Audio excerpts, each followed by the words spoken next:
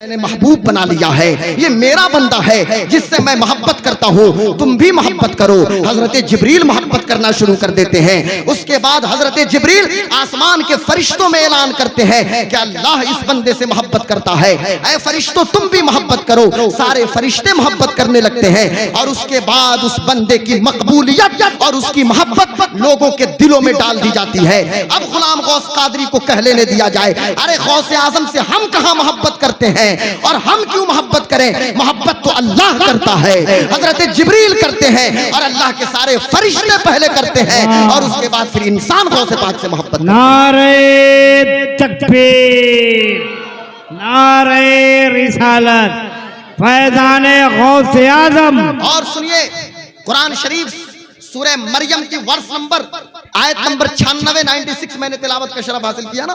اللہ فرماتا ہے ان الذین آمنوا وعملوا الصالحات سیجعل لهم الرحمن ودا، جو لوگ ایمان والے ہیں اور جنہوں نے نیک عمل کیا اللہ تعالیٰ لوگوں کے دلوں میں ان کی محبت کو ڈال دے گا۔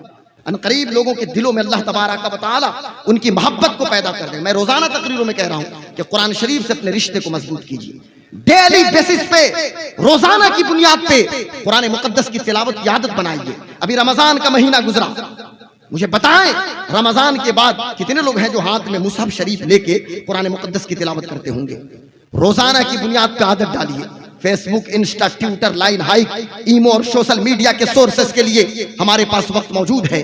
پب جی اور فری فائر کے لیے ہمارے پاس وقت موجود ہے۔ چائے خانے میں بیٹھ کے 10 گھنٹہ موجودہ پولیٹیکل سسٹم اور موجودہ سیاسی حالات پہ گفتگو کرنے کے لیے وقت ہے، لیکن قرآن مقدس کی تلاوت کے لیے وقت نہیں ہے۔ میں آپ سے پوچھنا یہ چاہتا ہوں، آپ غوث اعظم کے دیوانے ہیں، سرکار بڑے پیر غوث پاک حافظ قرآن پیدا ہو رہے ہیں اور غوث پاک ابھی پیدا بھی نہیں ہوئے تھے نا، غوث اعظم کا نام کا ڈنکا بج رہا تھا۔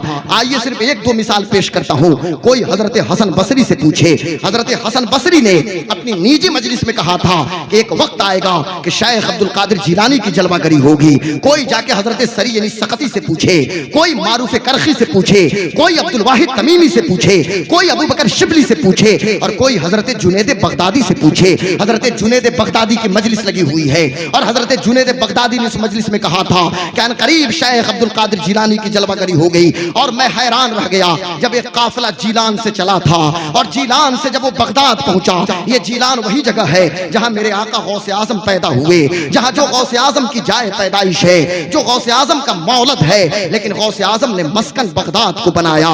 غوث اعظم کا مدفن بغداد شریف ہے۔ جب ایک جماعت آئی ہے جیلان سے بغداد میں، حضرت علی ابن وہب کی خانقاہ میں، بیٹا غور سے سنو، حضرت علی ابن وہب کی خانقاہ میں جب یہ جماعت آئی ہے، حضرت علی ابن وہب اپنی خانقاہ سے باہر نکلے اور ان کا استقبال کرتے ہیں اور لوگوں سے پوچھا، اے آنے والوں ذرا بتاؤ تو صحیح تم کہاں سے آ رہے ہو؟ آنے والوں نے کہا ہمارا تعلق ایران سے ہے۔ کہا ایران میں کہاں سے تمہارا تعلق ہے؟ آنے والوں نے کہا ہمارا تعلق جیلان سے ہے۔ اتنا سننا تھا، حضرت علی ابن وہب کھڑے ہو گئے، ان کی پیشانی کو بوسہ دیا اور علی ابن وہب کہتے ہیں ان اللہ تبارک و تعالی قد نور وجوہکم بظہور رجل منکم مولدہ فی الجیلان مظہرہ فی العراق مسکنہ فی البغداد ویقول قدمی ھذہ علی رقبۃ کل ولی اللہ۔ اے آنے والو تمہارا چہرہ اللہ منور کرے، تمہارا چہرہ اللہ روشن کرے۔ تم وہاں سے آ رہے ہو کہ جہاں ایک بچے کی پیدائش ہوگی، پیدا ہوگا جیلان میں، ظاہر ہوگا عراق میں، مسکن بنائے گا بغداد کو، نام ہوگا عبد القادر جیلانی، اور ایک وقت ایسا آئے گا کہ وہ نوجوان کہے گا کہ میرا یہ قدم اللہ کے تمام اولیاء کی گردنوں پہ ہے۔ اللہ اکبر۔ میں کہنا یہ چاہتا ہوں آپ حضرات سے، یہ پیدائش سے پہلے کی بات ہے، اور جب غوث پاک پیدا ہو گئے تو سب انہی کی تعریف میں رتب اللسان ہے۔ تو میرے امام کہتے ہیں کہ جو ولی قبل تھے یا بعد ہوئے یا ہوں گے، سب ادب رکھتے ہیں دل میں میرے آقا تیرا۔ اور سنیے ایک بات اور بتا دوں، اس چیز کو عام کرنے کی ضرورت ہے۔ آج 12 مئی کی تاریخ ہے نا، 12 مئی وہ تاریخ ہے کہ مئی کے سیکنڈ سنڈے کو عام طور سے پوری دنیا میں اور خاص طور سے انڈیا میں مدرس ڈے کے طور پہ لوگ سیلیبریٹ کر رہے ہیں۔ مدرس ڈے، یوم مادر ہے نا، یوم مادر، ماتا دیوس، یعنی ماؤں کی عظمت اور ماؤں کے حقوق کے حوالے سے 12 مئی کو فیس بک پہ پوسٹ لگا دیجئے، اپنی اماں کو واٹس ایپ پہ میسج کر دیجئے، اماں آج آپ کے حق کا دن ہے، مدرس ڈے اسلام ایک دن ماؤں کے حق کی بات نہیں کرتا، اور اسلام کے برانڈ ایمبیسڈر میں ڈنکے کی چوٹ پہ سینہ ٹھوک کے کہتا ہوں دنیا والوں سنو، اسلام کا صحیح کوئی ترجمان ہے اور کوئی برانڈ ایمبیسڈر ہے تو سرکار بڑے پیر غوث پاک شیخ عبد القادر جیلانی رضی اللہ تعالیٰ عنہ، ماشاءاللہ، اور پوری دنیا کو دعوت اتحاد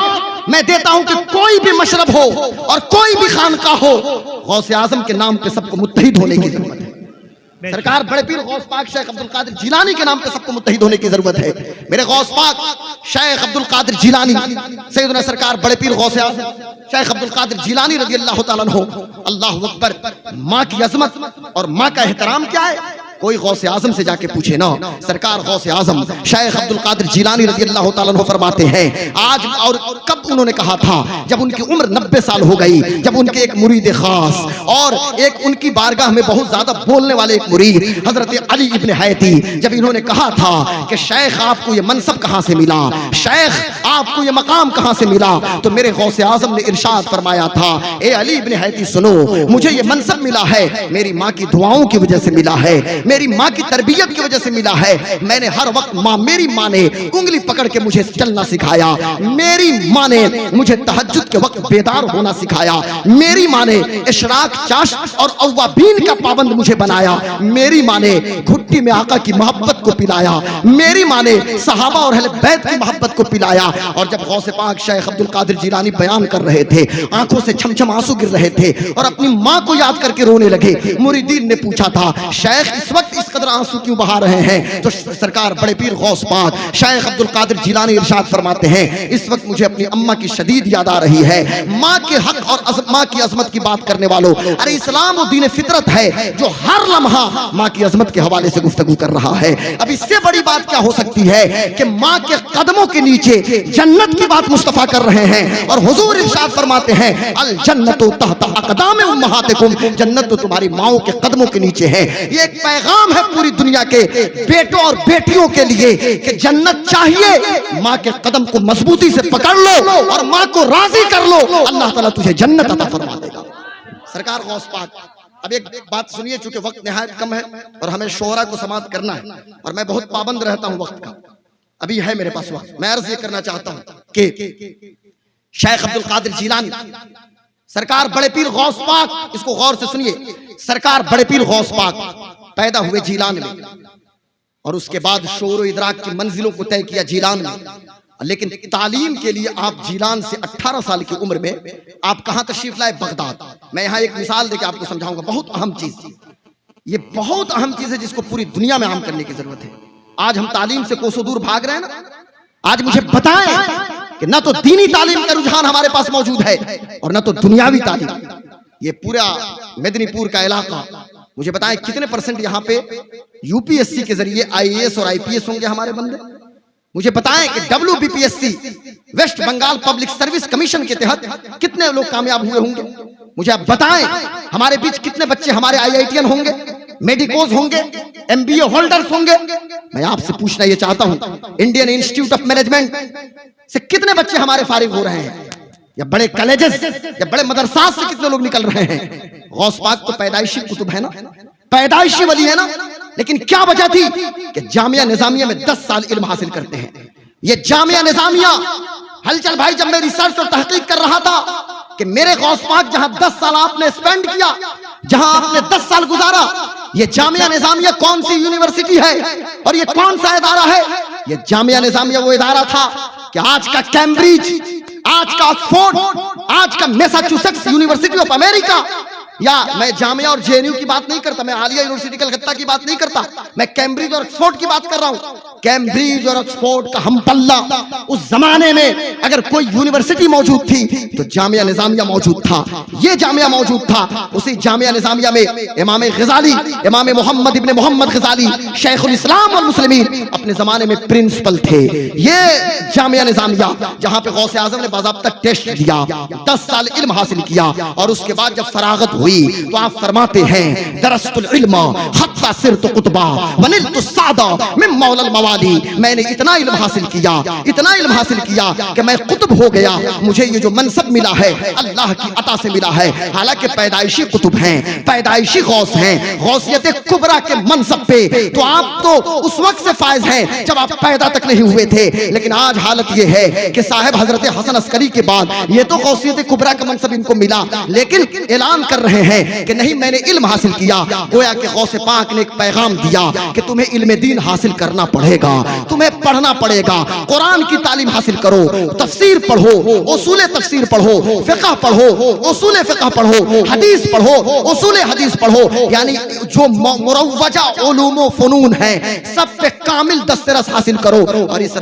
راہ میں اگر مشکلات آئے، اس راہ میں اگر پریشانی آئے تو سینہ سپر ہو کے اور سینہ تان کر ان پریشانیوں کو برداشت کیجئے۔ برداشت کرنے کی ضرورت ہے۔ میں اپنے بچوں سے کہوں گا، جو بچے مدرسے میں پڑھ رہے ہیں، جو بچے یونیورسٹیز اور کالجز میں پڑھ رہے ہیں، اے میری قوم کے نوجوانوں، آپ اپنی زندگی میں ایک نصب العین بنائیے، محنت کیجئے، مشقت کیجئے۔ سرکار غوث پاک جب پڑھ کے نکلے تو پھر اس کے بعد مجاہدہ کرتے ہیں، اور ایک وقت ایسا آیا کہ میرے غوث اعظم نے، شیخ عبد القادر جیلانی نے، یہی بغداد شریف کی دھرتی ہے، وہ بغداد کہ جسے بسایا گیا غوث اعظم کے لیے، وہ بغداد جسے سجایا گیا غوث اعظم کے لیے، وہ بغداد کہ علم و فضل کی بہاریں ہیں غوث اعظم کی وجہ سے، بغداد شریف کی جامع مسجد ہے۔ میرے غوث اعظم اعلان کرتے ہیں، قدمی ہاذہی علی رقبت کل ولی اللہ، میرا یہ قدم تمام اولیاء اللہ کی گردن پہ ہے۔ اب میں آخری بات کہنا چاہوں گا، ذرا توجہ سے سنیے، ذرا دونوں ہاتھوں کو اٹھا کے بولیں تو یا رسول اللہ، نہیں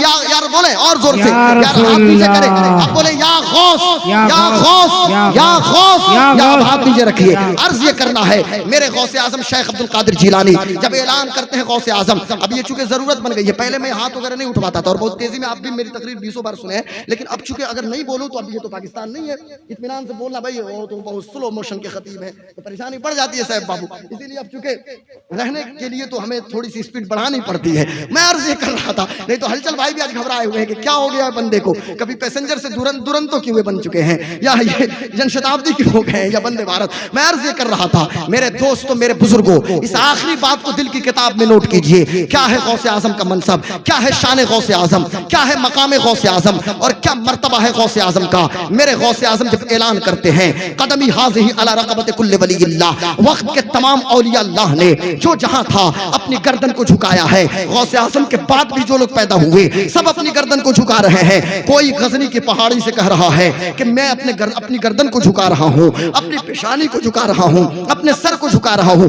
غوث اعظم کے قدم کو کوئی سر پہ لے رہا ہے، غوث اعظم کے قدم کو کوئی اپنے چہرے پہ مل رہا ہے، غوث اعظم کے قدم کو کوئی اپنے کاندھے پہ لے رہا ہے۔ یہ سلسلہ جاری رہا غوث پاک کی عقیدت کا، غوث پاک کی بارگاہ میں خراج عقیدت پیش کرنے کا یہ سلسلہ جاری رہا، اور سلسلہ بسلسلہ جب یہ محبت بریلی کی دھرتی پہ پہنچی ہے تو اعلیٰ حضرت کا وہ فرزند جلیل جسے دنیا مفتی اعظم عالم اسلام، جو تقوی کا امام ہے، جو فتویٰ کا بھی امام ہے، جسے دنیا مفتی اعظم ہند علامہ مصطفیٰ رضا خان بریلوی کے نام سے جانتی ہے، سب نے کہا یا غوث پاک، آپ کا قدم میری گردن پہ، آپ کا قدم میرے سر پہ، آپ کا قدم میرے چہرے پہ، لیکن بریلی کا یہ تاجدار اہل سنت پکار اٹھا کہ یہ دل، یہ جگر، یہ آنکھیں، یہ سر ہے، یہ دل، یہ جگر، یہ آنکھیں، یہ سر ہے، جہاں چاہو رکھو قدم غوث اعظم، جہاں چاہو۔ واہ واہ واہ، اللہ اللہ اکبر، اللہ واہ واہ، زندہ باد زندہ باد، واہ یہ رنگ اچھا، یہ رنگ، ہاں ماشاءاللہ، یہ دل، یہ جگر، یہ آنکھیں، یہ سر ہے، جہاں چاہو رکھو قدم۔ آخری پیغام یہ ہے کہ خانقاہ قادریہ غوث اعظم نے قائم کیا، اپنے پیر و مرشد حضرت سرکار ابو سعید مخرمی رضی اللہ تعالیٰ عنہ کے مدرسے کو آپ نے کنورٹ کیا خانقاہ قادریہ میں۔